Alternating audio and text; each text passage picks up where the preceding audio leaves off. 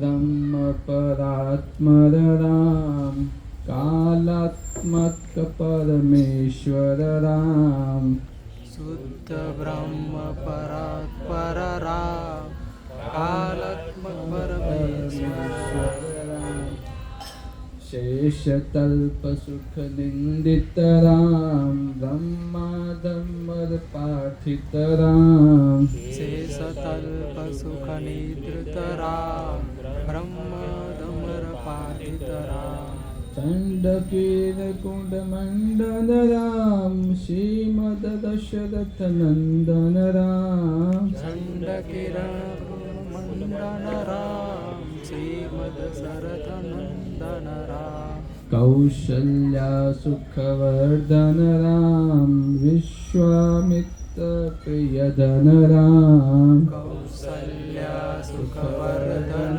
राम विश्वामित्र प्रियधन राम घोर ताटक घातक राम मारिचादि निपातक राम घोर ताटक घातक राम मारीचि निपातक राम कौशिकम संसरक्षक राम श्रीमदहल्याद्वारक राम कौशिकम संरक्षक राम गौतम मुनि संपूजित राम सुर मुनिवर गण संस्तुत राम गौतम मुनि संपूजित राम सुर मुनिवर गण संस्तुत राम नाविक धाविक मुदपद राम मिथिलापुर जन मोहक राम नाविक धाविक मृदुपद राम मिथिलापुर जन मोहक राम त्रिविदेह महासंरक्षक राम त्र्यंबक माखुक भंजक राम त्र्यंबककारमुख भंजक राम सीतार्पित वर मालिक राम कुत वैवाहिक कौतुक राम सीतार्पित वर मालिक राम कृत वैवाहिक कौतुक राम भार्गव दर्प विनाशक राम श्रीमदयोध्या पालक राम मार्गव विनाशक राम श्रीमदयोध्या पालक राम राम राम जय राजा राम राम राम जय सीताराम राम राम जय राजा राम राम राम जय सीताराम राम राम जय राजा राम राम राम जय सीताराम राम राम जय राजा राम राम राम जय सीताराम हरे Krishna Krishna Krishna Hare Hare Hare Ram Ram Ram Hare Hare Hare Krishna Krishna Krishna Hare Hare Hare Ram Ram Ram Hare Hare Hare Krishna Krishna Krishna Hare Hare Hare Ram Ram Ram Hare Hare Hare Krishna Krishna Krishna Hare Hare Hare Ram Ram Ram Hare Hare Hare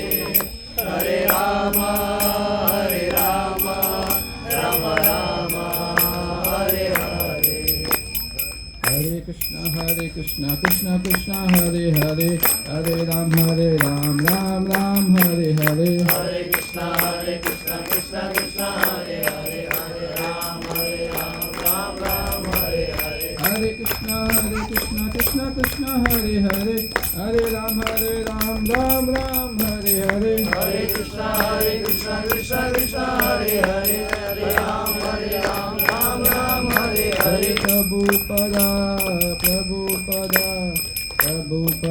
Srila Prabhupada Jaya Prabhupada Prabhupada Prabhupada Jaya Prabhupada जय ओम विष्णुपाद परमहंस परिव्राजकाचार्य अष्टोत्तर सुंदेशी भक्तिवेदांत स्वामी श्रील प्रभुपाद की जय ओम विष्णुपाद परमहंस परिव्राजकाचार्य अष्टोत्तर भक्त सिद्धार्थ ठाकुर महाराज की अनंत कोटि वैष्णव की नाम आचार्य दास ठाकुर की जय गुरु प्रेमानंद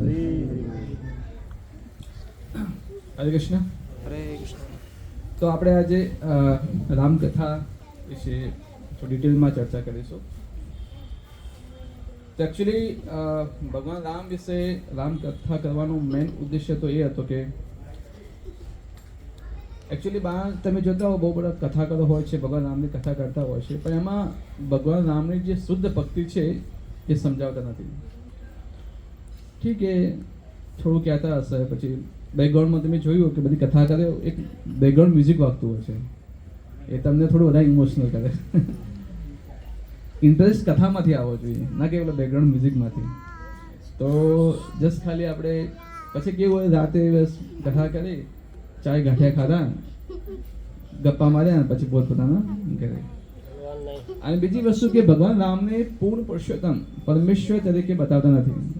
હા ઠીક છે, હતા ભગવાન રામ મહાન પુરુષ હતા, સારું કામ કરેલું. પછી અમુક લોકો તો ભાઈ જોયું નહીં કે ભાઈ એમની પોતાની પત્ની ત્યાં જંગલમાં મૂકી આવ્યા, કે આવું કંઈ કરાય કે એક ધોબીની વાત સાંભળીને આવી ખોટી ખોટી માન્યતાઓ સમાજની અંદર ફેલાઈ હોય છે. તો એ જ બધી વસ્તુ આપણે થોડી ડિટેલમાં ચર્ચા કરીશું. અને આ જેટલો પણ કન્ટેન્ટ છે, આપણે જે વાલ્મીકી કૃત રામાયણ છે, જે વાલ્મીકી ઋષિ દ્વારા રચિત છે, એમાંથી આપણે આજે કન્ટેન્ટ પૂરો સાંભળીશું. આમ તો બહુ બધી રામાયણ છે, રામચરિત માનસ પણ છે, વાલ્મીકી કૃત રામાયણ પણ છે, પણ આપણે જે મૂળ છે, મૂળ જે વાલ્મીકી ઋષિ રચેલી છે, આપણે એના આધારે એની ચર્ચા કરીશું. તો રામાયણનું જે વર્ણન છે એ અલગ અલગ પુરાણોની અંદર, બ્રહ્માંડ પુરાણ છે, માર્કંડેય પુરાણ છે, પદ્મ પુરાણ છે, એવી અલગ અલગ પુરાણોની અંદર રામકથાનું વર્ણન આવે છે. જે રીતે મહાભારતની અંદર પણ થોડી આની ચર્ચા થાય છે કે જ્યારે માર્કંડેય મુનિ બેઠા હોય છે, સામે યુધિષ્ઠિર મહારાજ આવે છે. યુધિષ્ઠિર મહારાજ માર્કંડેય મુનિને પ્રણામ કરે છે, અને યુધિષ્ઠિર મહારાજ માર્કંડેય મુનિને એક પ્રશ્ન પૂછે છે કે ઇતિહાસની અંદર એવો કોઈ રાજા થયો છે કે જે રાજા સ્ત્રીના કારણે દુઃખી થયો હોય, સ્ત્રીના લીધે એને બહુ દુઃખ ભોગવવું પડ્યું હોય? તો માર્કંડેય મુનિ કહે છે હા, એ સ્વયં ભગવાન રામ. એ સ્ત્રીના વિરહમાં એટલા રોયા છે ભગવાન રામ કે ઝાડને પૂછે છે સીતા કહા છે, પક્ષીને પૂછે છે સીતા કહા છે, જ્યારે રાવણ એમને ઉપાડી લઈને જતો રહે છે ત્યારે. તો ભગવાન રામ સ્વયં બહુ દુઃખી થયા છે. તો એવી અલગ અલગ મહાભારતની અંદર કથા આવે છે, સ્ટોરી જે અમે જેમ હમણાં કહીએ, અલગ અલગ પુરાણની અંદર પણ કથા આવે છે. અને રામકથા છે એ વારંવાર સાંભળ્યું છે કે મહાભારત છે, રામાયણ છે, શ્રીમદ ભાગવતમ કથા છે, તમારે વારંવાર સાંભળવું જોઈએ. રામાનુજાચાર્ય હતા એ રામકથા એમને એમના ગુરુથી 14 વાર સાંભળી. કેટલી વખત? 14 વખત સાંભળી. તો જ્યારે પહેલી વખત સાંભળી તો એમને ભગવાન રામના ગુણ એમને જોયા પહેલી વખત સાંભળી ત્યારે. જ્યારે બીજી વખત સાંભળી તો લક્ષ્મણજીના ગુણ, ત્રીજી વખત સાંભળી ત્યારે માતા સીતાના, ચોથી વખત સાંભળી ત્યારે ભરત મહારાજના, પછી પાંચમી વખત એમના પિતા દશરથ મહારાજના, એમના મમ્મી કૌશલ્યા. એમ કરતાં કરતાં જ્યારે 14મી વખત સાંભળી તો રામાનુજાચાર્ય એક તાત્પર્ય નીકળ્યો. ભગવાન રામનું જે કઠિનાઈ પડી હતી બધી રીતે જે જોયું તો એમને એક નિષ્કર્ષ નીકળ્યો કે આ જે ભૌતિક જગત છે, ભૌતિક જગત એ ભક્તો માટે પણ દુખાલે એમ છે, બહુ વિચિત્ર પ્રકારે. બહારની પબ્લિક માટે ને એ તો છે જ, પણ ભક્તો માટે પણ કેવું છે? દુખાલયમાં શાશ્વતમ છે. અને આ વસ્તુ આપણને શીખવે છે કે ભક્તિમાં આવ્યા પછી એટલે એવું નહીં સમજવાનું કે ભાઈ ભગવાન મને તો દુઃખ નહીં આવે. આ જો કોન્સેપ્ટ હતો તેમાં કોઈ નિકાલ દેજો. અમુક લોકો તો એટલા માટે આવે છે કે ભાઈ કૃષ્ણ ભક્તિ કરીશું તો ભગવાન આપણું દુઃખ બહુ ઓછું કરી નાખશે, એવું નથી હોતું. ભગવાન હંમેશા આપણી આત્માની રક્ષા કરે છે, શરીરની રક્ષા નથી કરતા. કોની રક્ષા કરે છે? આત્માની રક્ષા કરે છે. ભગવાન એવું જાણશે કે ભાઈ આનું આ શરીર છે, એની ભક્તિ કરવી છે, પણ શરીરની રચના જેવી છે, એની માનસિકતા જેવી છે કે જે કશું કરી નહીં શકતો. તો ભગવાન છે એને છીનવી લેશે, બીજી જગ્યાએ સાવ જન્મ આપી દેશે. ને આપણને એવું લાગે કે આનંદ મારી નાખ્યો ભગવાન, પણ વાસ્તવિકતા એવું ના પણ હોય.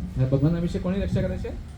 આત્માની રક્ષા કરે. એટલે ક્યારે એવું પણ નહીં સમજવાનું કે ભાઈ ભક્તિમાં આવી ગયા પછી ભગવાન મને કંઈ દુઃખ જ નહીં આપે, એવું નથી. ભક્તોને હા, જય પતાકા સ્વામી મહારાજ ગૌપાદા સિનિયર ડિસાઇપલ, તમે એમની સ્થિતિ જુઓ તો તમને ખબર પડે.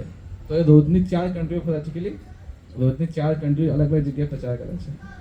હમણાં તો એક જગ્યાએ છે, પણ ત્યારે રોજની 4 કન્ટ્રી અલગ અલગ જગ્યાએ પ્રચાર કરતા. તો એવી સ્થિતિમાં પણ આપણે રહેવું જોઈએ.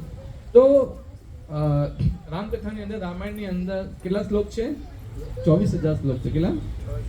24,000 શ્લોક છે અને 500 અધ્યાય છે. કેટલા? 500 અધ્યાય. એટલે એક અધ્યાય તો બહુ લાંબો છે. એક અધ્યાય પર જો આપણે એક દિવસ નીકળીએ તો કેટલા દિવસ લાગે? 500 દિવસ લાગે. તો આપણે 500 શનિવાર તો આપણે નહીં લઈએ, અમુક 6-7 શનિવારમાં જેટલું આપણે કવર કરી શકીએ એટલું આપણે કરીશું. અને રામાયણની અંદર કાંડ છે. કાંડ એટલે આપણે જે કાંડ કરીએ છીએ કાંડ નહીં. ભગવાનના કાંડ જન્મ કર્મ છે મેં દિવ્યમ. ભગવાનના જન્મ અને કર્મ કેવા હોય છે? દિવ્ય હોય છે. ભગવાન ચોરી કરે તો એમને માખણ ચોર કહેવાય ને આપણે ચોરી કરીએ તો 2 દંડા પડે બરાબરના. અને ચોરનો સિમ્બોલ લાગે અલગ. ભગવાનને ચોર કહીએ તેમ છતાં આખી દુનિયાને પૂજે છે.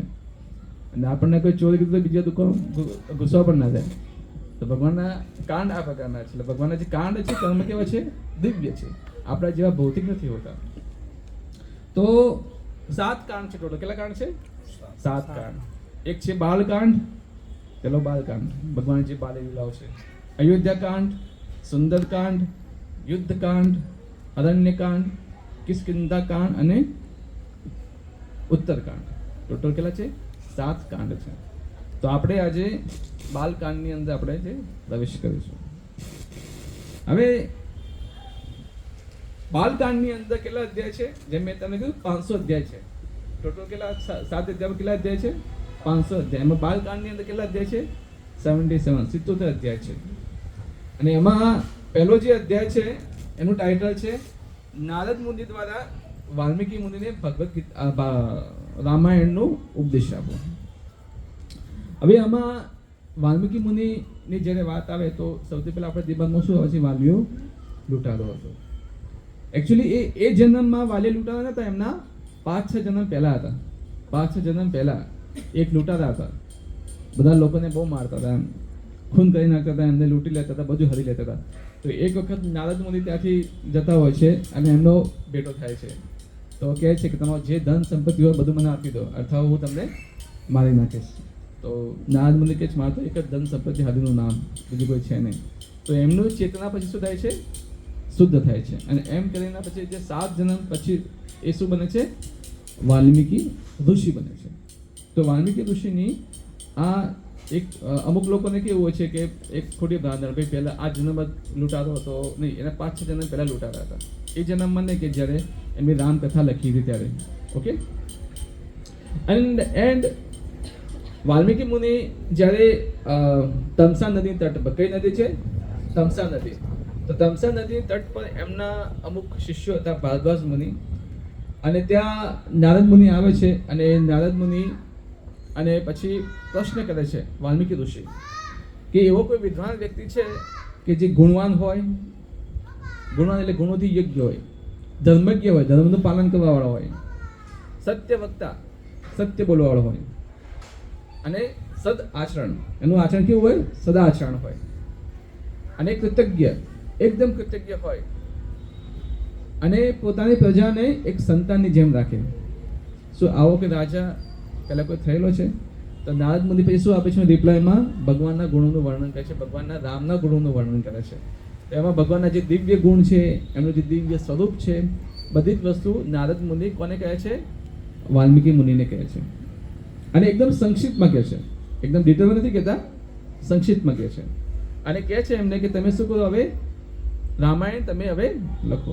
હવે આ જે વાત જે છે એ ક્યાંની છે? ભગવાન રામ જ્યારે પ્રગટ નતા થયા એ પહેલાની વાત છે. તો નારદ મુનિ કોને ઉપદેશ આપે છે? વાલ્મીકી મુનિને કહે છે કે તમે હવે તમે રામાયણ હવે લખો. હવે વાલ્મીકી મુનિ જ્યારે ચિંતન કરતા હતા, નારદ મુનિએ બધી આખું કંઈ પણ સંક્ષિપ્તમાં કોઈ ડિટેલમાં કશું કહ્યું નથી. હવે શરૂઆત કેવી રીતે કરવી, કેવી રીતે એમનું સ્વરૂપનું ચિંતન કરવું, આ બધી વસ્તુ બસ વિચારતા હતા અને તમસા નદીના તટ પર વિચારતા હતા. અને સામે જોયું તો એક પારધી, એમાં જે સારસ હતું, હંસ અને એની પત્ની બે મૈથુન ક્રિયાની અંદર વ્યક્ત હતા. તો એ પારધી શું કરે છે? જે ફિમેલ હંસ હોય એને મારી નાખે છે. તો જે મેલ હંસ હોય એ શું કરે છે? વિલાપ કરે છે. તો જે આ દ્રશ્ય જ્યારે વાલ્મીકી ઋષિ જોવે છે તો બહુ ક્રોધિત થઈ જાય છે. ક્રોધિત થઈને જે વાલ્મીકી જે પારધી હોય છે એને શું આપે છે? શ્રાપ આપે છે. મામ નિષાદમ, બહુ લાંબો શ્લોક છે, એમાં એક વર્ષ ખાલી ઉઠાવું છું. મામ નિષાદ, તને ક્યારે શાંતિ નહીં મળે, એવો શ્રાપ આપી દે છે. और શ્રાપ તો આપી દીધો, પછી વાલ્મીકી મુનિને શું થાય છે? પસ્તાવો થાય છે કે મારે શ્રાપ એમને ના આપવો જોઈએ. એકચ્યુઅલી હું તો ઋષિ મુનિ છું, તો મારે આવી રીતે ક્રોધિત ના થવું જોઈએ. તો જ્યારે એમને વિચાર્યું કે જે શ્રાપ મેં જે આપ્યો છે, એ શ્રાપ કાવ્યના રૂપમાં પ્રગટ થયો. કેવી રીતે? કાવ્યના રૂપમાં, એક પંક્તિના રૂપમાં પ્રગટ થયો. એટલે એ પંક્તિ, અને એમને લાગ્યું કે આ કોઈ સાધારણ મેં શ્રાપ નથી આપ્યો, કોઈ એક રીઝન છે આના પાછળ. એટલે કે એમને કંઈ સેટ થતું નહોતું, એમાં કશું બેસતું નથી કે મેં આવો શ્રાપ કેમ આપ્યો, એન્ડ આ કાવ્યના રૂપમાં કેમ બહાર આવ્યો. વિચારતા હતા એ લિંક જોઈન્ટ નથી થતી. તો એવા પર કોણ આવે છે? બ્રહ્માજી આવે છે. આ બ્રહ્માજી કહે છે કે ભાઈ એ લિંક જોઈન્ટ કરવા જ હું આવ્યો છું અહીંયા, કે તું જે વિચારી રહ્યો છે. તો બ્રહ્માજી આવે છે અને કે તારું જે શ્રાપ આપવું એ બધું જ કોની ક્રિયા હતી? બધી મારી જ યોજના હતી. અને બ્રહ્માજી પછી કહે છે કે મારા આશીર્વાદ છે, મારા આશીર્વાદથી તું હવે શું કર? આખી વાલ્મીકી કૃત રામાયણ તું લખ. અને પછી જે છે વાલ્મીકી મુનિ આખી રામાયણે લખે છે. તો અત્યાર સુધી 2 ચેપ્ટર સુધી આપણે લઈ તો 2 ચેપ્ટરમાં અત્યાર સુધી જે બ્રહ્માજીના આશીર્વાદથી વાલ્મીકી મુનિ શું લખે છે? આખી રામાયણ લખે છે. ઓકે, અને 3જા ચેપ્ટરમાં રામાયણ લખે છે. હવે 4થા ચેપ્ટરમાં શું આવે છે કે રામાયણ તો લખી લીધી, ભગવાન રામ પ્રગટ પણ થઈ ગયા, માતા સીતાનો વનવાસ, પછી ભગવાન રામનો વનવાસ થઈ ગયો, બધું આખી રામકથા થઈ પણ ગઈ એમ. અને પછી લખ્યા પછી ઘણા વર્ષો સુધી વિચારતા હતા કે ભાઈ હવે આનો હવે પ્રચાર કોણ કરે. બુક તો લખી દીધી આખી રામાયણ, હવે પ્રચાર કોણ કરે. હવે રામકથા એટલી પવિત્ર છે કે એને યોગ્ય એવો શિષ્ય હતો ને કે જેમનો પ્રચાર કરી શકે. તો હવે એમની નજર કોના પર પડે છે?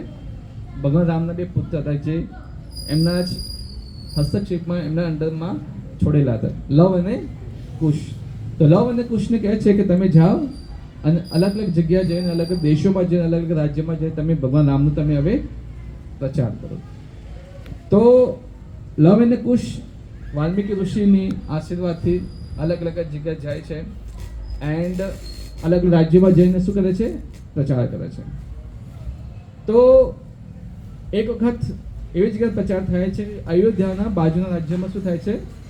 રામકથા ચાલતી હોય. તો જ્યારે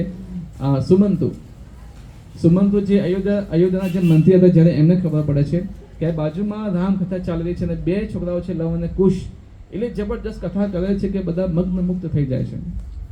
તો આપણે એક કામ કરીએ, આપણા દરબારમાં લવ અને કુશને બોલાવીએ અને રામકથા આપણે અહીંયા કરીએ. તો લવ અને કુશને આમંત્રણ ભેજે છે કે તમે અમારા રાજ્યમાં આવીને તમે શું કરો? રામકથા તમે કરો. તો આમંત્રણ મોકલે છે અને આમંત્રણ મોકલીને લવ અને કુશ આવે છે. હવે રામ દરબારની અંદર શું ચાલી રહી છે? રામકથા ભગવાન રામની સમક્ષમાં જ. ભગવાન રામ બેઠા છે ઉપર સિંહાસન પર અને લવ અને કુશ શું કરી રહ્યા છે? હવે રામકથા શરૂઆત કરી રહ્યા છે. તો હવે આપણે અહીંથી રામકથા શરૂ થાય છે કે લવ કુશ હવે રામકથા કહે છે. તો રામકથાની જે શરૂઆત છે, હવે આ જે રામકથા એ લવ કુશ કહે છે. લવ કુશ રામ દરબારની અંદર કહે છે આખી સ્ટોરી. તો સૌથી પહેલા શું આવે છે? અયોધ્યાનું વર્ણન આવે છે કે અયોધ્યા નગરી કેવી હતી. તો અયોધ્યા જે નગરી જે છે એ વૈવસ્વત મનુ, જે મનુ છે, મનુ ક્યાં છે? મનુ બ્રહ્માજીના પુત્ર છે મનુ, વૈવસ્વત મનુએ વસાવી હતી. અને એમ કરતા કરતા એ જે અયોધ્યા નગરી કોના હાથમાં આવે છે? એમના પુત્ર પછી રાજા દશરથના હાથમાં આવે છે અને એ એમનું સંચાલન કરતા હોય છે. હવે એ અયોધ્યા જે નગરી છે 200 કિલોમીટર લાંબી, કેટલી? 200 કિલોમીટર લાંબી હતી અને 50 કિલોમીટર પહોળી હતી. હવે એ એટલી સુંદર હતી કે સ્વર્ગ જોડે ટક્કર આપતી. સ્વર્ગ જેવું સ્વર્ગ એના કરતાં પણ વધારે સુંદર. મોર્નિંગમાં સ્વર્ગની જે અપ્સરાઓ છે એ અયોધ્યામાં આવીને શું નાખે? ફૂલ નાખે. પછી બીજું કે તેની જે ગલીઓ હતી ને એ ગલીઓની અંદર હાથીઓ જે ગુલાબનું જે પાણી હોય, પાણી પણ કેવું હોય? ગુલાબ જળ જેવું હોય. એ સૂંઢમાં નાખે અને પછી આખા ગલીઓમાં પાણી નાખે, જેથી આખા ગલીઓને કેવું રહે? એ ગુલાબની સુગંધ રહે. આવું જબરજસ્ત હતું. એન્ડ પછી ત્યાં કેવું હતું? તળાવ પણ હતા અને તળાવના પાણીમાં કેવું હતું? એકદમ શેરડીનો રસ જેવું મીઠું હતું અને ઠંડી ઠંડી હવા આવતી હતી. અને જે અયોધ્યા નગરી જે છે એ એવી રીતે સ્થિત થયેલી હતી કે આજુબાજુ ખાઈ હતી અને વચ્ચે શું હતી? નગરી હતી. એટલે આવવાનો જવાનો ખાલી એક જ રસ્તો અને હજારો લાખો પહેરેદાર એની આજુબાજુ હતા. તો આટલી જબરજસ્ત અયોધ્યા નગરીનું વર્ણન અહીંયા લવ અને કુશ કરે છે. હવે જેટલા પણ એ નગરીની અંદર જેટલા પણ ઘર હતા એ ઘરના બધા જે દરવાજા કેવા હતા? સોનાના હતા. કેવા? દરવાજા સોનાના હતા. ખાલી અંદરની વસ્તુ તો બહુ દૂરની વસ્તુ છે. ખાલી સોનાના દરવાજા. તો ઇમેજિન કરો કે કેવી જ્યારે સોનાની લંકા હતી ને એમ અયોધ્યા પણ કેવી હતી? સોનાની જ સમજો. એના જેવી જબરદસ્ત હતી. દરવાજા સોનાના હતા. હરેક વસ્તુ કેવી હતી? સોનાની હતી. અને અલગ અલગ મંડળીઓ હતી અયોધ્યાની અંદર. એક કીર્તન કરે, એક રોજ પહેલાના ગામડામાં કેવું તમને જો ખ્યાલ હોય તો નાટક થતા, ખબર? એક ગામમાં બધા ભેળા થતા જોવા માટે. એમ અયોધ્યાની અંદર પણ એવું હતું કે હરોજ સાંજે શું થતું? અલગ અલગ નાટક થતા હતા ભગવાનની કથાઓના. અને આખું ગામ, આખી અયોધ્યા નગરી બધા એક સાથે ભેળા મળીને ત્યાં જોવા જતા હતા. તો આવી રીતે આખું દિનચર્યા અયોધ્યાની હતી. એન્ડ અયોધ્યા નગરીની અંદર જે ઇમારતો હતી, બિલ્ડિંગો હતી, એ 7 ફ્લોરની હતી. કેટલી? 7 ફ્લોરની હતી. જેમ અત્યારે આપણે 5 માળની બિલ્ડિંગ, 10 માળની બિલ્ડિંગ જોઈએ છે તો એ ટાઈમે પણ 7 માળની બિલ્ડિંગો હતી. ત્રેતા યુગની વાત કરું છું. એ ટાઈમે પણ હતી 7 માળની બિલ્ડિંગો હતી. એવું નહીં કે ભાઈ આજકાલના જે છે એમને કન્સ્ટ્રક્ટર જે છે એ લોકોએ હમણાં બિલ્ડિંગ બનાવવાનું ચાલુ કર્યું, પણ નહીં, ત્રેતા યુગમાં પણ 7 માળની બિલ્ડિંગો, મહેલ હતા. મહેલ, બિલ્ડિંગની વાત કરીએ, મહેલ હતા. મોટા મોટા મહેલ 7 માળના. ઓકે.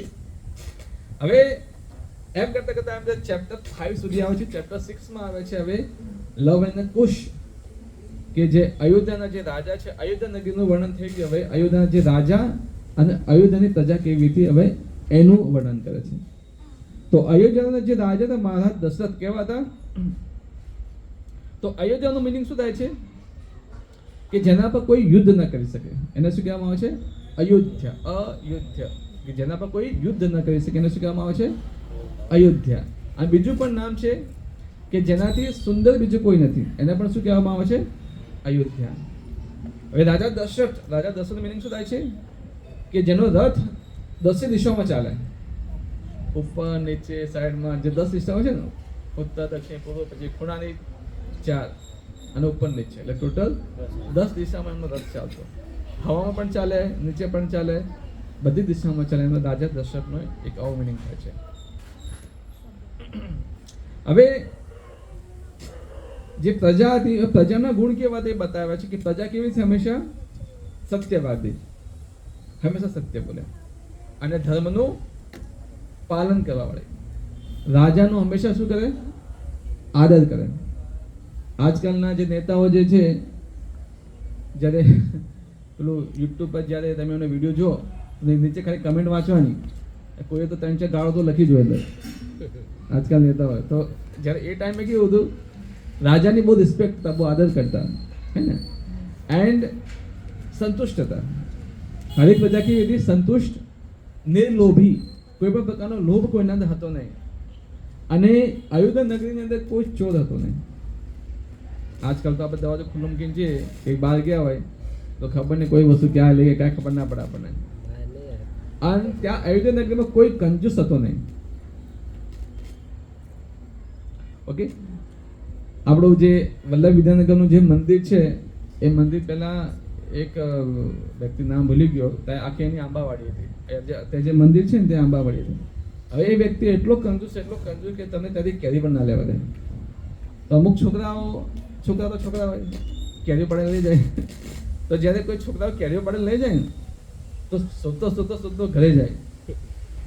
અને ઘરમાં એવું કે ભાઈ અમે તો કાપીને અચાર બનાવી દીધો, તો લાવો કે મને અચાર લાવો કે અચાર માંગ્યા પાછો. એટલો કંજૂસ વ્યક્તિ હતો. પણ જ્યારે ભગવાનની કૃપા થઈ અને ભગવાનની કૃપાથી આખી જમીનને શું આપી દીધી? ડોનેશનમાં આપી દીધી. અને અત્યારે જે મંદિર ત્યાં આવું છે એના આંબા હજી સુધી પણ હતા. તમે જોયા છે સાઈડમાં જે આંબા ઉભેલા હતા ને, જે જૂના મંદિરના આંબા હતા, એ આંબા હતા ત્યારે. એટલે બહુ બધા આંબા હતા. એના પછી 2 આંબા રાખેલા અને બાકીના આંબા કાપી દીધેલા. તો આપણા કલયુગની અંદર તમે કંજૂસ બહુ બધા હોય છે, પણ જ્યારે અયોધ્યા નગરીમાં કોઈ કંજૂસ હતો નહીં. એકદમ બધા એકદમ હેલ્પિંગ નેચર, એવા પ્રકારની પ્રજા હતી. હવે એમાં અયોધ્યા નગરીમાં જે મંત્રીઓ હતા એમાં કેટલા 8 મંત્રીઓ હતા. કેટલા 8 મંત્રીઓ હતા. એમાંથી જે મેઇન મંત્રી હતા કે શું નામ હતું? સુમંતુ, કે જે દશરથ મહારાજની કોઈ પણ વાત હોય તો પહેલા કોને કહેતા હતા? સુમંતુને કહેતા હતા. હવે આટલું બધું હોવા છતાં, આટલો બધો વૈભવ હોવા છતાં રાજા દશરથ કેવા હતા? ચિંતિત હતા. અને ચિંતાનું કારણ શું હતું? કે એમને કોઈ પુત્ર હતો નહીં. રાજા દશરથને કોઈ છોકરો હતો નહીં. એ આટલું હોવા છતાં સોનાની નગરી, લોકો આટલા સારા, પ્રજા આટલી સારી, સેનાપતિઓ આટલા સારા, બધું જ આટલું સારું, તેમ છતાં પણ અસંતોષ હતા, કેમ કે કોઈ છોકરો હતો નહીં. તો એમના જે સેનાપતિ સુમંતુ એમને બોલાવ્યા કે બ્રાહ્મણોને બોલાવો, આપણે શું ખોટી ગયું છે, ચર્ચા કરીએ કે જેથી અહીંયા સંતાન થાય. રાજા દશરથ ત્યાં એ સુમંતુ બધા બ્રાહ્મણોને બોલાવે છે. તો જ્યારે વાત ચાલતી હોય છે તો ત્યારે સુમંતુ દશરથ મહારાજને કહે છે અને ખૂણામાં લઈ જાય છે. અને ખૂણામાં લઈ જાય છે અને કહે છે કે સનત કુમારે ભવિષ્યવાણી કરી હતી. સનત કુમારે ભવિષ્યવાણી કરેલી છે કે રાજા દશરથના ત્યાં ભગવાન વિષ્ણુ 4 પુત્રો રૂપે પ્રગટ થશે. કેટલા? 4 પુત્રો રૂપે પ્રગટ થશે ભગવાન વિષ્ણુ. અને એના માટે તમારે કે એ 4 પુત્ર ત્યારે પ્રગટ થશે કે ઋષિ શૃંગ, શું નામ છે? ઋષિ શૃંગ, શૃંગ એટલે સિંગડા. ઋષિ શૃંગ જ્યારે આ યજ્ઞ કરશે અને આ યજ્ઞના ફળફૂટથી તમારા ઘરે 4 પુત્રો ભગવાન વિષ્ણુ રૂપે પ્રગટ થશે. તો અહીંયા એક બીજું નામ આવે છે, નામ આવે છે ઋષિ શૃંગ. હવે ઋષિ શૃંગ કોણ હતા? તો ઋષિ શૃંગ વિભાંડક મુનિના પુત્ર છે. કોણ છે? વિભાંડક. નામ થોડું યાદ રાખજો બધા. ઋષિ શૃંગ અને એમના પિતા કોણ? વિભાંડક મુનિ. વિભાંડક મુનિ એક વખત બહુ તપસ્યા કરતા હતા અને તપસ્યામાં એકદમ લીન હતા. તો જ્યારે કોઈ પણ વ્યક્તિ તપસ્યા કરે તો સૌથી વધારે ટેન્શન કોને થાય? ઇન્દ્રને ટેન્શન થઈ જાય કે તપસ્યા જો ફલીભૂત થઈ ગઈ તો શું માગશે? મારું ઇન્દ્રાસન માગશે, સ્વર્ગનો રાજા બની જશે અને મારું પદ અહીંયાથી છીનવાઈ જશે. તો તપસ્યામાં બહુ લીન હતા અને ઇન્દ્ર જાય છે બ્રહ્મલોક. અને બ્રહ્મલોકની અપ્સરા, જેમ સ્વર્ગલોકમાં અપ્સરા હોય છે ને એમ બ્રહ્મલોકની પણ અપ્સરા. કારણ કે વિભાંડક મુનિ એટલા તપસ્વી હતા કે સ્વર્ગની અપ્સરાથી વિચલિત ના થાય. તમે આવું સાંભળ્યું હશે કે જ્યારે કોઈ તપસ્યા કરે તો ઇન્દ્ર શું મોકલે? અલગ અલગ અપ્સરાઓ મોકલે કે જેથી તપસ્યા શું થાય? એની ભંગ થાય. તો એને વિચાર્યું કે આ તો બહુ ભયંકર મુનિ છે, તો સ્વર્ગની તપસ્યાથી તો આ વિચલિત નહીં થાય. તો ક્યાં જઈએ આપણે? બ્રહ્મલોક. અને બ્રહ્માજી જોડેથી ત્યાંથી એક અપ્સરા લઈ આવીએ અને આની તપસ્યા આપણે ભંગ કરીએ. તો બ્રહ્માજી જોડે જાય છે અને કહે છે કે ભાઈ તમારી સત્યલોક બ્રહ્મલોકની એક અપ્સરા મને આપો. તો બ્રહ્માજી કહે છે લઈ જાય, આપણે પાછી મૂકી જશે. પાછું ત્યાં સ્વર્ગમાં ના લઈ જતો. તો એક હર્ષા નામની એક અપ્સરા હોય છે, એ મોકલે છે. હવે હર્ષા નામની જે અપ્સરા હોય છે, જ્યાં વિભાંડક મુનિ જે તપસ્યા કરતા હોય છે, એ જાય છે અને પણ ડરતી જાય છે. કારણ કે મુનિ છે ને, આંખ ખોલે ગુસ્સો આવી ગયો તો સીધો શું આપી દે? શ્રાપ આપી દે. તો ડરતી જાય છે અને વિભાંડક મુનિ તપસ્યા કરે છે એટલે એમને ખ્યાલ આવી ગયો કોઈ નજીકમાં કોઈ આવ્યું છે.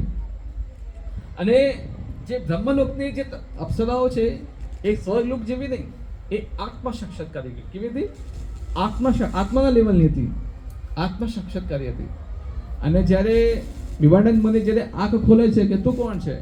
આ સ્ત્રી કઈથી આવી? એટલે હું તો સ્ત્રી નહીં, હું તો આત્મા છું. કે હું શરીર નથી, શું છું? આત્મા છે, કારણ કે બ્રહ્મલોકની સ્ત્રીઓ કેવી હતી? આત્મા સાક્ષાત્કારી. અને પછી કહે છે કે મને પુત્ર જોઈએ છે. તો વિભાડક મુનિ એમનું જે તેજ છે, તેજ જે તપસ્યાનું તેજ એને આપે છે. અને હર્ષા સોચે છે કે બે બ્રહ્મલોકમાં આ પુત્રને હું શું કરું? તો એ તેજ કોને આપી દે છે? એ બાજુમાં જે હરણો છે, હિરણ એ હરણને આપી દે છે. અને હરણમાંથી પછી એક પુત્ર ઉત્પન્ન થાય છે. અને હરણના બે સિંગ હોય ને, સિંગ, તો જે છોકરો જે ઉત્પન્ન થયો કેવા હતા? બે સિંગના ચિહ્નવાળો ઉત્પન્ન થયો. અને એમનું નામ પડ્યું ઋષિ શૃંગ. ઓકે, ખ્યાલ આવી ગયો? હવે ઋષિ શૃંગ એમના જે પિતા હતા વિભાંડક મુનિ, તો હર્ષાવતા પછી ગતિ રહી, નાનું છોકરું પછી હવે વિભાંડક મુનિ એમની દેખભાળ કરવા લાગ્યા. હવે વિભાંડક મુનિ તો જંગલમાં તપસ્યા કરતા હતા.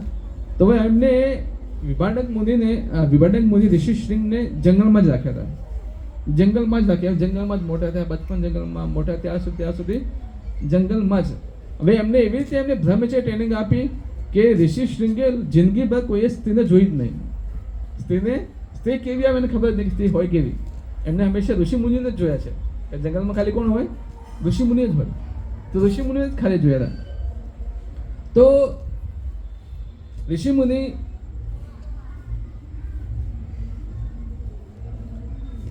એન્ડ પછી તો ઋષિ સિંહ આટલા જંગલમાં જતા હતા અને આજ દિન સુધી કોઈ સ્ત્રીને જોઈ નથી. તો પછી જે સુમંત હોય છે એ કહે છે રાજા દશરથને કે જો ઋષિ સિંહ આ યજ્ઞ કરે તો આપણા ઘરે 4 પુત્ર રૂપે ભગવાન વિષ્ણુ પ્રગટ થશે. તો રાજા દશરથ કહે છે ઠીક છે, આપણે જે ઋષિ સિંહ છે એમને આમંત્રણ આપીએ કે અહીંયા આવે ને શું કરે? એ યજ્ઞ કરે. જે ઋષિ શૃંગ હતા તો એ રોમપાદ એક રાજા હતા અને એમની છોકરી જોડે ઋષિ શૃંગના લગ્ન થયેલા હતા. હવે બીજું નામ શું નામ આવ્યું? રોમપાદ. રોમપાદ કોને કહેવાય? રોમ એટલે બાલ, પાદ એટલે પગ, કે જેના પગના તળિયે બાલ હતા. આપણા પગના તળિયે બાલ ના હોય, પણ રોમપાદના શું હતા? પગના તળિયે બાલ હતા. તો હવે જો ઋષિ શૃંગની કેટલી મહાનતા છે તમે જુઓ. તો એક વખત શું થાય છે કે રોમપાદના નગરની અંદર બહુ દુકાળ પડ્યો છે. દુકાળ એટલો પડ્યો કે ઘણા વર્ષો સુધી વરસાદ જ ના થયો. તો રોમપાદે કહ્યું કે ચલો ઠીક છે, આપણા નગરના બધા ઋષિ મુનિઓને બોલાવો, બ્રાહ્મણોને બોલાવો કે આ વરસાદ કેમ નથી થતો. તો બ્રાહ્મણો બધા આવ્યા અને કહે છે કે જો ઋષિ શૃંગ જો તમારા નગરની અંદર જો પગ મૂકશે તો વરસાદ થશે. ઋષિ શૃંગ તમે જો કેટલું તપો બોલે છે એમનો, કારણ કે જંગલમાં જતા હતા, ક્યારે એમને કશું જોયું નહીં, એટલું બ્રહ્મચર્યનું પાલન, એટલું તપો. જો તમારા રાજ્યની અંદર જો એનો પગ મૂકશે તો તરત જ વરસાદ થશે. તો પછી રોમપાદ કહે છે કે ઠીક છે, વાંધો નહીં, જો ઋષિ સિંહને બોલાવો. તો જે રોમપાદના જે સૈનિકો છે કે ભાઈ ઋષિ સિંહને અહીંયા બોલાવ્યું એટલું અઘરું નથી. એમના જે પિતાજી વિભાંડક મુનિ એટલા ભયંકર તપસ્વી છે, જે એમને ખબર પડી કે ઋષિ સિંહને અહીંયા બોલાવવામાં આવે તો સીધો શું આપશે? સીધો શ્રાપ આપી દેશે. એક તો ઓલરેડી અહીંયા દુકાળ પડે છે અને બીજો જો શ્રાપ આપી દીધો, અને વિભાંડક મુનિનો શ્રાપ બહુ ભયંકર હોય છે. તો પછી રોમપાદ એક ચાલ રચે છે. વેરાંગનાઓ જે અપ્સરા હોય છે એમ એમના રાજ્ય શું હોય છે? વેરાંગનાઓ, કે જે અલગ અલગ નાટ્ય કરતી સ્ત્રીઓ હોય છે, જેમ અત્યારે ડાન્સર હોય છે બધી અલગ અલગ જગ્યાએ, એમ ત્યાં એ સમયે શું હોય છે? વેરાંગનાઓ, જે અલગ અલગ આવી નાટક કરતી હોય છે. તો એ વેરાંગનાઓને એવી રીતે તૈયાર કરે છે કે કોના જેવી લાગે? ઋષિ મુનિ જ. ઋષિ મુનિઓને કપડાં પહેરી લીધા, અહીંયા મોટી મોટી જટાઓ બાંધી દીધી, હતી બધી સ્ત્રીઓ, પણ કોના જેવી બનાવી દીધી? ઋષિ મુનિ જેવી. અને એક મોટું જહાજ તૈયાર કર્યું પાણીની અંદર, અને પાણીના અંદર જ એમની ઝૂંપડી બધી બનાવી દીધી કે જેવા પેલા અંદર આવે ને એમ ઝૂંપડીમાં જ બેહાડીને અહીંયા લાવી દેવાના. એમને તો એવું લાગે ઝૂંપડીમાં જ બેઠો છે, પણ હતા શેમાં? જહાજમાં હોય. તો મોટું જહાજ બનાવ્યું, જહાજની અંદર અલગ અલગ ઝૂંપડી બનાવી દીધી. અને ક્યાં લઈ ગયા? ઋષિ સિંહ જ્યાં જંગલમાં હતા ત્યાં જંગલની અંદર લઈ ગયા. હવે ઋષિ સિંહ જ્યારે રોજ સાંજે અને સવારે બંને ટાઈમ નદી કિનારે ત્યાં આવતા હોય છે. તો જહાજ જ્યારે વેદાંગનાઓથી આખું ભરેલું, અને જહાજની અંદર જ શું હશે? આખું એમની જે ઝૂંપડીઓ બધી હોય છે એને એક જગ્યાએ ઊભી રાખે છે, અને એક પર્વત ઓળંગીને આ બાજુ પેલી વેદાંગનાઓ બધી આવે છે. અને જ્યાં આગળ ઋષિ સિંહ હરરોજ આવતા હોય સ્નાન કરવા માટે, ત્યાં વેદાંગનાઓ જે ઋષિ બનીને આવી ને ત્યાં આવે છે. તો ઋષિ સિંહ તો પેલા જોવે છે, જોઈ તો પેલા જોતા જાય છે કે બહુ સુંદર ઋષિ મુનિઓ છે, તમે દેખાવ બહુ સુંદર લાગો છો કે. એન્ડ હા કે તો ઋષિ સિંહ પૂછે કે તમે ક્યાંથી આવ્યા કે અમે બાજુના પર્વતોમાંથી આવ્યા કે અમે ત્યાંના કે ઋષિ મુનિઓ છે. હા કે ઠીક છે, સારું છે. પછી કહે છે કે ઓકે, પછી ઋષિ સિંહ એમને ફ્રૂટ આપે છે. તો પેલી વેદાંગના જે ઋષિ મુનિઓ બને એ શું આપે છે, એમને સ્વીટ આપે છે, રસમલાઈ. એટલે ઋષિ સિંહ કે આવું તો ફળ મેં પહેલી વાર જોયું, કે તમે ખાઈ તો જો કેવું લાગે છે. તો જ્યારે સ્વીટ ખાય છે અને સ્વીટનો ટેસ્ટ બહુ સારો હોય છે, એમને બહુ એકદમ ભાવી ગયું અંદર. તો આવી રીતે અને જે વેદાંગનાઓ હતી બહુ ટેન્શનમાં હતી કે એમનો પિતા વિભાંડક મુનિ અહીંયા આવી ના જાય. તો એમ કરીને ઋષિ સિંહ પછી ઘરે જતા હતા છે. હવે ઘરે જાય છે તો એ જ પેલો જે ચહેરો જે જોયો જે ઋષિઓ મુનિઓનો એ જ દિમાગમાં ચાલી રહ્યો છે. અને જે સ્વીટ ખાધું હતું હવે એ પણ દિમાગમાં ચાલી રહ્યું છે. તો પછી બીજે દિવસે સવારથી તો ફરી પછી વેદાંગનાઓ ત્યાં આવી ગઈ અને ઋષિ સિંહ ત્યાં પહોંચ્યા. હવે ઋષિ સિંહે શું કર્યું, એમને પ્રણામ કર્યા. ઋષિ મુનિઓને જોતા એટલે પ્રણામ કરતા હતી વેદાંગના, એમને પ્રણામ કર્યા. હવે પેલી વેદાંગનાઓ કહે છે કે ભાઈ અમારો પ્રણામ કરવાનો તરીકો અલગ છે, અમે શું કરીએ, આલિંગન કરીએ. તો હવે ઋષિ સિંહે અને પેલી વેદાંગનાઓ જે આલિંગન કર્યું, તો જેવું આલિંગન કર્યું તો હવે ઋષિ સિંહના તો રોમાંચ કંપાય. કારણ કે કોઈ પહેલી વખત સ્ત્રી કોઈ જ્યારે આલિંગન કરે તો ઋષિ સિંહે વિચારવા લાગે કે મારા પિતા ઋષિ મુનિ છે, મને આલિંગન કરે તો આટલું ક્યારે ખુશીનો અનુભવ નહીં થતો, મને આટલો બધો આજે કે આટલો ખુશીનો અનુભવ કેમ થાય છે. તો હવે તો ચિંતન ચાલ્યા કર્યું, કારણ કે સ્ત્રી જેનું આલિંગન થાય તો જે સૂક્ષ્મ કામ વાસના હતી એ શું થઈ ગઈ, પ્રગટ થઈ ગઈ. જે વર્ષોની દબાઈ લીધી શું થઈ ગઈ, પ્રગટ થઈ ગઈ. અને જે ઘરે આવ્યા તો ઘરે આવ્યા બસ એ ચિંતન ચાલી રહ્યું છે. તો એમના પિતા વિભાંડક મુનિને ખબર પડી કે ભાઈ કંઈક લાગે છે, લોચો કંઈક પ્રોબ્લેમ લાગે છે, આજ થોડો ઋષિ સિંહ થોડો વિચલિત લાગે છે. તો કીધું કે કંઈ નહીં થયું. એટલે વિભાંડક મુનિ પણ એટલું બધું કંઈ ધ્યાન ના આપ્યું એમ. તો બીજા દિવસે આવ્યા, ત્રીજા દિવસે ફરી પાસે ગયા, વેદાંગનાઓ ત્યાં આવી. તો વેદાંગનાઓ કહે છે કે તમે અમારા ત્યાં આવશો તમને ઓર બધા મજા આવશે. હવે તો આમાં કેટલાય ઋષિ મુનિઓ છે કે આવા બધા અમારા જેવા તો કેટલા ઋષિ મુનિઓ, તમને બહુ વધારે મજા આવે, તમે ત્યાં આવો કે. તો ઋષિ સિંહ કે ઠીક છે, ચલો લઈ જઈએ. હવે એમને એક પહાડ ઉતરી અને એ જગ્યાએ લઈ જાય છે કે જે જહાજ હતું, જહાજની અંદર શું હતી, બધી ઝૂંપડીઓ હતી. એ કહે છે કે જો આ મેં ઝૂંપડી છે, અમે અહીંયા તપસ્યા કરીએ છીએ. જેવા ઋષિ સિંહ એ એના પર ચડ્યા જહાજની અંદર અને ઝૂંપડીમાં જેવા ઘૂસ્યા, આખું જહાજ પછી ક્યાં લઈ ગયા, રોમપાદના શહેરમાં. એટલે એમને તો એવું જ લાગે, એવું ક્યાં છું, જંગલમાં જ છું, ઝૂંપડીમાં જ છું. પણ ક્યાં પહોંચી ગયા, રોમપાદના શહેરમાં. અને જ્યારે રોમપાદના શહેરમાં ઋષિ સિંહ જેવો પગ રાખે છે ત્યાં તો શું થાય છે, ત્યાં વરસાદ થાય છે. તો આ એમનું તપોબળ. હવે રોમપાદના પછી શહેરમાં જાય છે, ત્યાં પહોંચે છે અંદર. તો રોમપાદ પછી ઋષિ સિંહને પણ બહુ સારું લાગ્યું, એમને જે આવકાર કર્યો બધું પહેલી વખત એટલે બહુ સારું લાગ્યું. તો રોમપાદ ઋષિ સિંહને કહે છે કે તમને અમને બે આશીર્વાદ આપો. એક આશીર્વાદ એ આપો કે તમે અમારી પુત્રી જોડે તમે લગ્ન કરશો, અને બીજો આશીર્વાદ એ આપો કે તમારા જે પિતા છે વિભાંડક મુનિ અમને કોઈ પણ પ્રકારનો શ્રાપ ના આપે. તો ઋષિ સિંહ કે ઠીક છે, એ તમને શ્રાપ પણ નહીં આપે અને તમારી જે પુત્રી જે છે એમની સાથે હું મેરેજ પણ હું કરીશ. તો એવી રીતે ઋષિ સિંહનું આટલું તપોબળ હતું એમ. આ ઋષિ સિંહની કથા છે. તો દશરથ મહારાજ પછી કહે છે, તો હવે રોમપાદના જમાઈ કોણ થયા, ઋષિ સિંહ થયા. રોમપાદની છોકરી જોડે પણ લગ્ન કર્યા, ઋષિ સિંહે લગ્ન કર્યા. તો દશરથ મહારાજ કહે છે કે ચલો આપણે રોમપાદના શહેરમાં, કે રોમપાદ તો મારા બહુ ખાસ મિત્ર છે. તો રોમપાદના શહેરમાં જાય છે અને કહે છે કે તમારો જે જમાઈ છે ઋષિ સિંહ જો અમારે અહીંયા આવશે અને જો એ યજ્ઞ કરશે તો શું થશે, પુત્ર. તો એમને યજ્ઞના પુત્રષ્ટ યજ્ઞ, શું નામ છે, પુત્રષ્ટ યજ્ઞ. એ યજ્ઞ કરશે તો અહીંયા 4 પુત્રોનો અમારે ત્યાં જન્મ થશે. એટલે રોમપાદ કે ઠીક છે, મને કંઈ વાંધો, તમે એમને લઈ જઈ શકો છો. તો જ્યારે હવે એમને બોલાવે છે અને પછી ઋષિ સિંહ શું કહે છે, યજ્ઞ માટેની ટોટલી સામગ્રી, આ સામગ્રી લાવવાની છે. એટલે પછી દશરથ મહારાજે બધું પણ આપી દીધું વશિષ્ઠ મુનિ. વશિષ્ઠ મુનિ હતા ને, વશિષ્ઠ નામ તમે સાંભળ્યું, વશિષ્ઠ મુનિ. વશિષ્ઠ મુનિની આખી પોતે, કારણ કે દશરથ મહારાજના કુલગુરુ કોણ, વશિષ્ઠ મુનિ. વશિષ્ઠ મુનિ એમના કુલગુરુ છે. તો એમને આખી બધી જિમ્મેદારી આપી દીધી કે તમે હવે આ સામાન લાવવાનો છે, કયા કયા બ્રાહ્મણો બોલાવવાના છે, બધી જિમ્મેદારી કોની છે, હવે તમારી છે. તો વશિષ્ઠ મુનિ આખી જવાબદારી લઈ લે છે. હવે આખી બધી ડિટેલ લખી દીધી, બધાને ઇન્વિટેશન પણ આપી દીધું. તો એમનું ખાસ ઇન્વિટેશન કોને આપવાનું હતું, જનક મહારાજને. કે જેમની પુત્રી જોડે જનક દશરથ મહારાજની બહુ જ ઈચ્છા હતી કે જે મારો પુત્ર હશે, મારા પુત્રના લગ્ન કોની જોડે કરાવીશ? જનક મહારાજની છોકરી જોડે.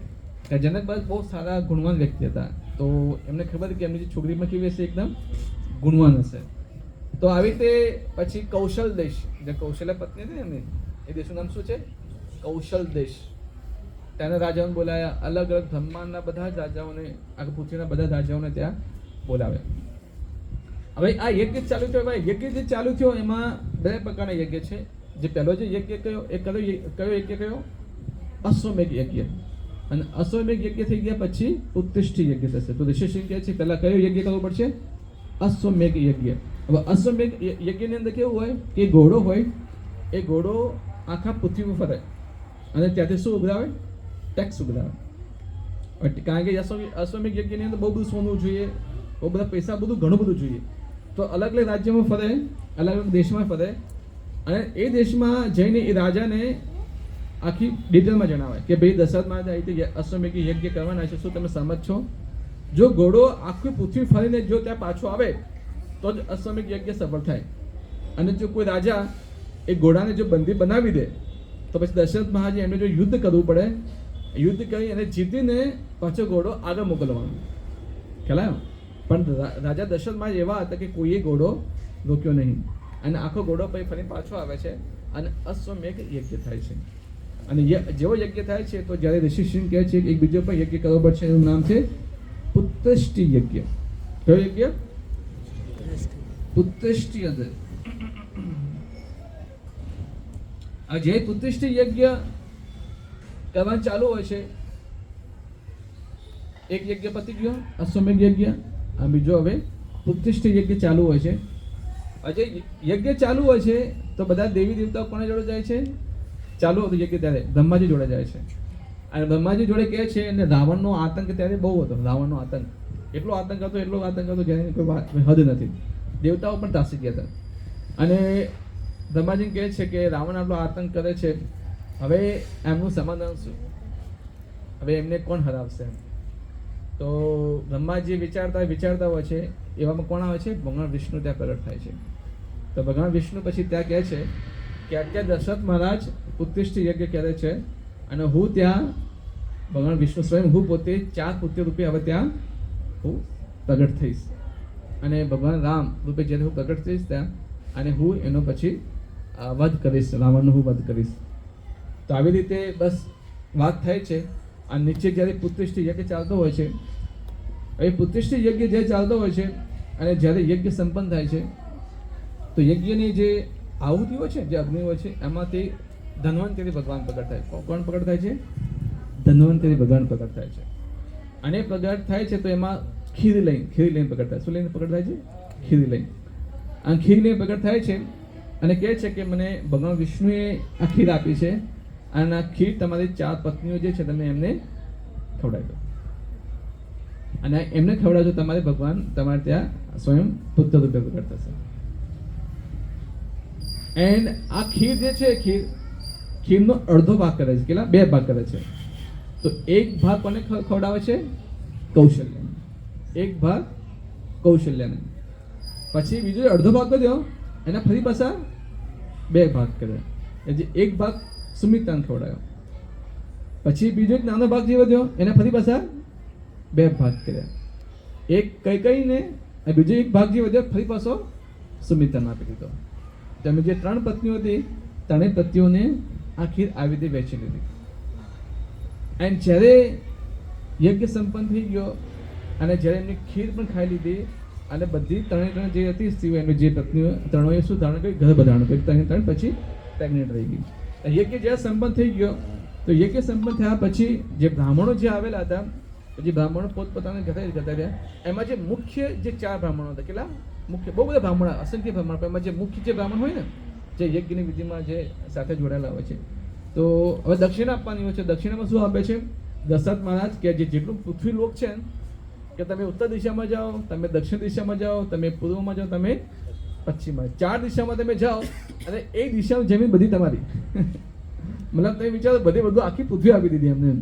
ઉત્તર દિશાની પૃથ્વી આ બ્રાહ્મણને, દક્ષિણને આ બ્રાહ્મણને, પૂર્વના બ્રાહ્મણને, પશ્ચિમને આ બ્રાહ્મણ. પણ 4 બ્રાહ્મણો એટલા સંતુષ્ટ હતા, એ કહે છે કે મને આટલું બધું કોઈ જરૂર નથી, બસ થોડી લક્ષ્મી આપી દો જીવન નિર્વાહ માટે અને થોડી ગાયો આપી દો બસ. આજકાલ તમે જેવો તમે કોઈ વિધિ કરાવો તો સામેથી પૈસા માગે. આજકાલ બ્રાહ્મણો એવા છે.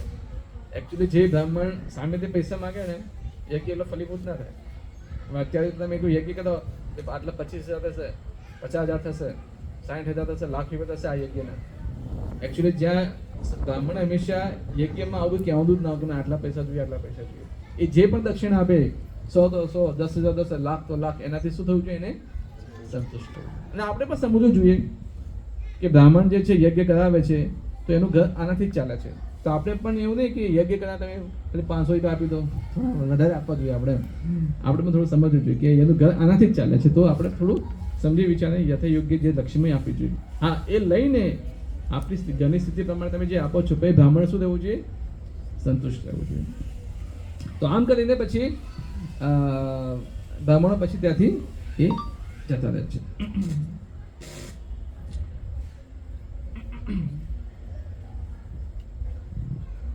હવે આ થઈ ગયું, બધી સ્ત્રીઓએ ગર્ભ ધારણ પણ કર્યું અને ઉપર બ્રહ્માજી દેવતાઓ જોડે વાત ચાલે છે કે હવે ભગવાન પ્રગટ થવાના છે, તો ભગવાનની હવે એમની મદદ માટે હવે આપણે શું ઉત્પન્ન કર યોદ્ધાઓ ઉત્પન્ન કરવાના છે જે ભગવાનની હેલ્પ કરે.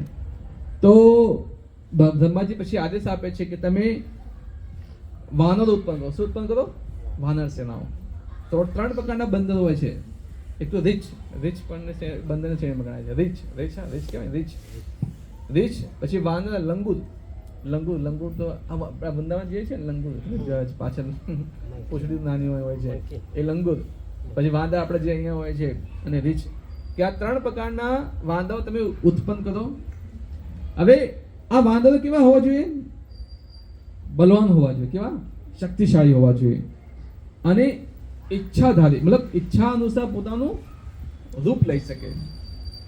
પછી માયા જાણો, કોઈ માયાજાળ વસાય એ કરી હોય તો એને જાણી લે કે ભાઈ અહીંયા માયાજાળ છે. અને શૂરવીર હોય અને બુદ્ધિમાન હોય, આવા વાનરો તમે પ્રગટ કરો. આવું બ્રહ્માજી કોને આદેશ આપે છે? દેવતાઓને.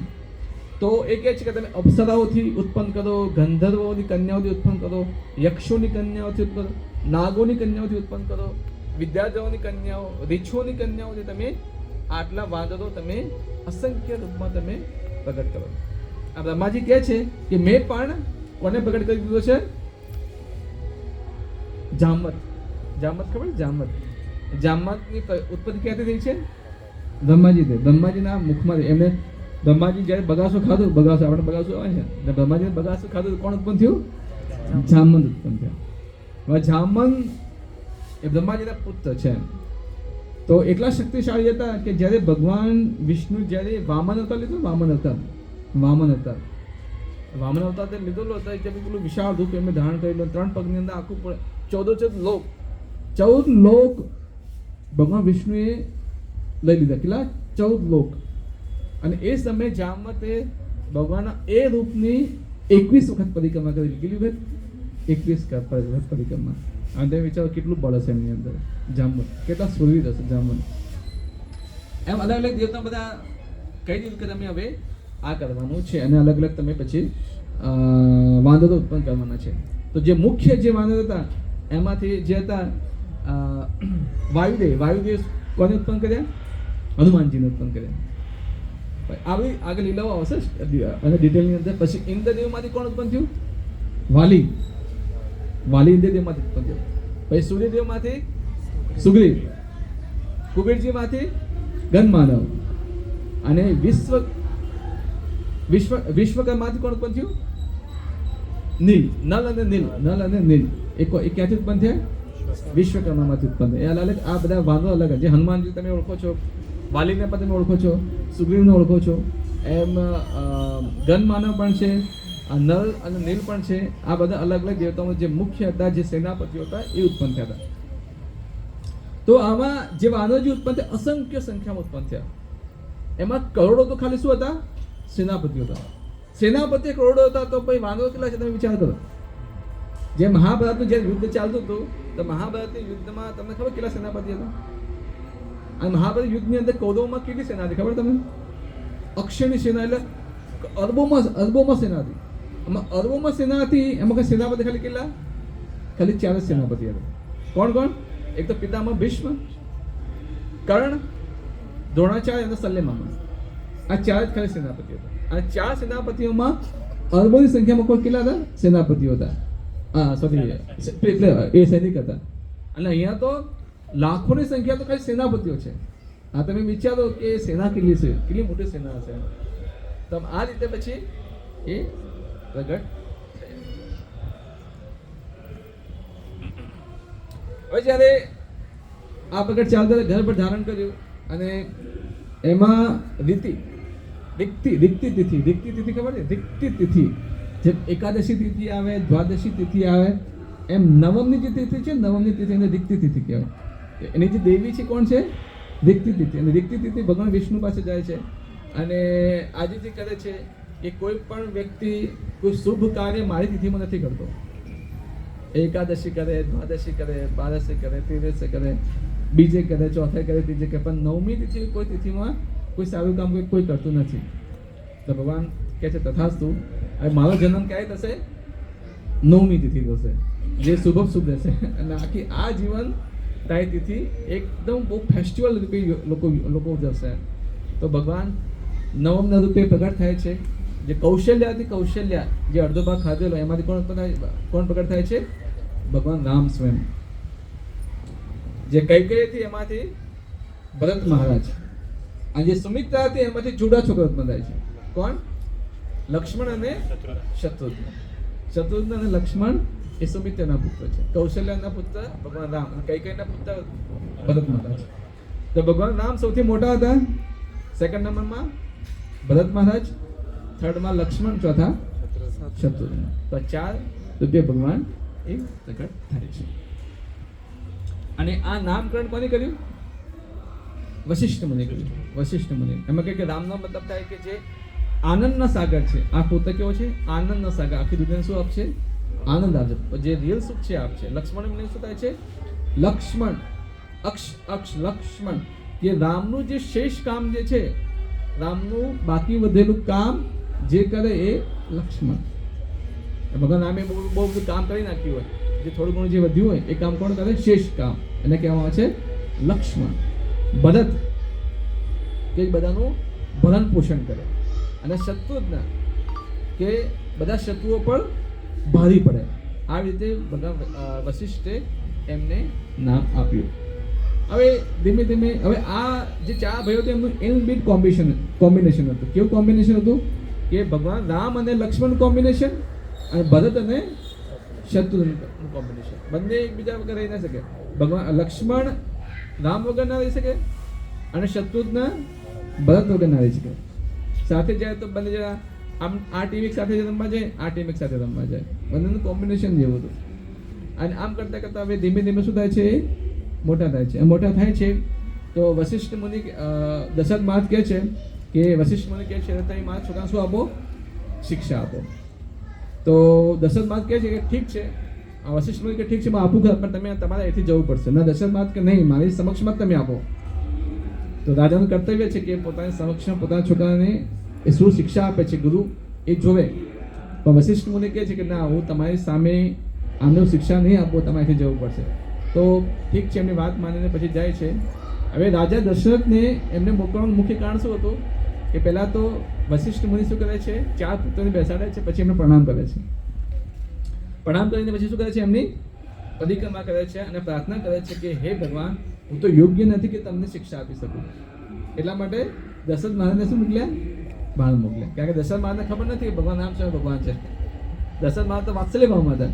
અને જો પછી દશરથ મહારાજ ખબર પડે તો સ્વયં ભગવાન છે, તો વાત્સલ્ય ભાવ પછી જતો રહેશે. તો આવી રીતે પ્રદક્ષિણા કરે છે અને પછી શું આપે છે? શિક્ષા આપે. શિક્ષા આપતા આપતા પછી આ રીતે ભગવાન કેટલા વર્ષના થઈ ગયા છે? 15 વર્ષના થઈ ગયા છે. બસ થોડુંક બાકી છે, આટલો પછી આટલો ખતમ થઈ ગયો.